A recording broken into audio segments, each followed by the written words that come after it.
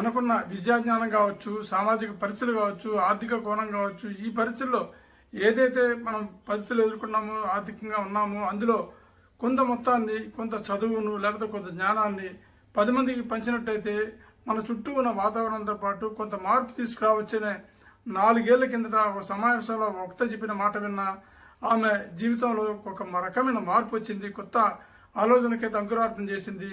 అందులో భాగంగానే 4 ఏళ్ల కిందట విన్న ఆ వాక్యాన్ని ఖచ్చితంగా అమలు చేయాలనే ఉద్దేశంతోనే ఆ మర్నాడు ఇంటికి వెళ్ళిన తర్వాత పూర్తి స్థాయిలో అమలు చేసింది. పేద పిల్లలకు విద్యాభ్యాసం చెప్పడం మొదలెట్టింది. ఈమె జిహెచ్ఎంసీలో స్వీపర్గా పనిచేస్తుంది. జిహెచ్ఎంసీలో స్వీపర్గా పనిచేస్తున్న స్రవంతి 10 ఏళ్ల కిందట బిఏ చదువుకుని స్వీపర్గా ఉద్యోగంలో చేరింది. ఆ తర్వాత కొన్నేళ్లకి 2 పిల్లలు పుట్టిన తర్వాత ఆమె భర్త గుండెపోటుతో మరణించిన తర్వాత ఏదైతే సమావేశానికి వెళ్ళి తను విన్నదో ఆ మాటను అక్షరాల ఆచరణలో పెట్టాలనే ఉద్దేశంతోనే సాయంత్రం పూట పగలంతా స్వీపింగ్ పని చేసుకుంటూ జిహెచ్ఎంసీలో సాయంత్రం పూట 5 నుంచి 7 గంటల దాకా పేద పిల్లలు ఎవరైతే ఉంటారో తన ఇంటి చుట్టుపక్కల వారందరికీ విద్యాభ్యాసాన్ని ప్రైవేట్ చెప్పడం ప్రారంభించింది. బోలక్పూర్కు చెందిన స్రవంతి. ఈ స్రవంతి ఎవరైతే ఉన్నారో 10 మందికి ఆదర్శంగా నిలుస్తుంది. ఏదైతే చదువు జ్ఞానాన్ని పిల్లలందరికీ అందిస్తుందో, కొన్ని వందల మందిలో ఆ మార్పు తీసుకొచ్చిందో అది అందరికీ ఆదర్శనీయంగా మారింది. జిహెచ్ఎంసీలో కావచ్చు, చుట్టుపక్కల వాళ్ళు కావచ్చు, పూర్తిగా ఆమె చేస్తున్న సేవలను అయితే కొనియాడుతున్నారు. ప్రస్తుతం ఆమె ద్వారా వచ్చిన ప్రచారం అయితే 10 మందిలో స్ఫూర్తి కూడా కలిగిస్తుంది. తాము కూడా తమకున్న జ్ఞానాన్ని కానీ, ఆర్థిక పరిస్థితులు కానీ, ఇతరత్ర సేవలను కానీ తమకున్న దానిలో ఎందుకు చేయకూడదనే ఆలోచనతో చాలామంది ముందుకు వస్తున్న పరిస్థితి. అదేవిధంగా ఆమె చూస్తున్న ఏదైతే పిల్లలకు చెప్తున్న చూస్తున్న చాలామంది ప్రశంసిస్తూ వస్తున్నారు.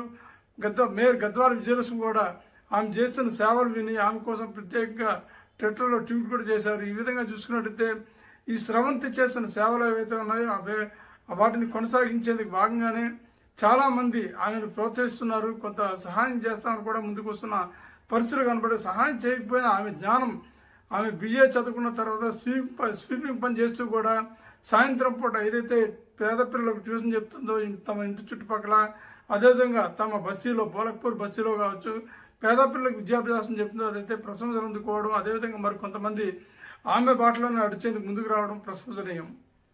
మనకున్న విద్యాజ్ఞానం కావచ్చు, సామాజిక పరిస్థితులు కావచ్చు, ఆర్థిక కోణం కావచ్చు, ఈ పరిస్థితుల్లో ఏదైతే మనం పరిస్థితులు ఎదుర్కొన్నామో, ఆర్థికంగా ఉన్నామో, అందులో కొంత మొత్తాన్ని, కొంత చదువును లేకపోతే కొంత జ్ఞానాన్ని 10 మందికి పంచినట్టయితే మన చుట్టూ ఉన్న వాతావరణంతో పాటు కొంత మార్పు తీసుకురావచ్చనే 4 ఏళ్ల కిందట ఒక సమావేశంలో వక్త చెప్పిన మాట విన్న ఆమె జీవితంలో ఒక రకమైన మార్పు వచ్చింది. కొత్త ఆలోచనకైతే అంకురార్పణ చేసింది.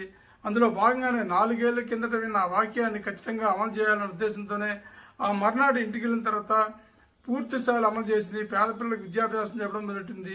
ఈమె జిహెచ్ఎంసీలో స్వీపర్గా పనిచేస్తుంది.